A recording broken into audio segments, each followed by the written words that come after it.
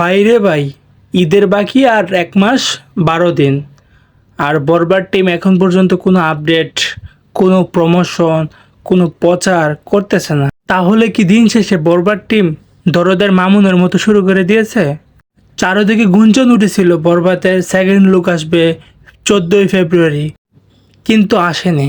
এখন চারদিকে গুঞ্জন চলতেছে বরবাদ টিম 1ST লুক, মানে ফার্স্ট লুক দেওয়ার পর একেবারে গায়েব হয়ে গেছে। আর কোনো লুক দিতেছে না, তারপরে গান টিজার কোনো কিছু দিতেছে না। সব সাকিবিয়ানরা এখন ক্ষিপ্ত। যত দিন যাচ্ছে সাকিবিয়ানরা রাগান্বিত হচ্ছে, আর হবেই না কেন। দরদর বেলায় মামুন অনেক চাপাবাজি করেছিল, টাইম মতো কোনো কিছু দেয়নি, বলেছে একটা আর করেছে আরেকটা। সেই বয়ে এখন সাকিবিয়ানরা কারো প্রতি বিশ্বাস রাখতে পারতেছে না। সো দর্শক, আপনাদের কি মনে হয় মেহেদী হাসান হৃদয় কি আমাদের বিশ্বাস রাখতে পারবে? সো গাইস, আজকে আমার ভিডিওটা এই পর্যন্তই ছিল।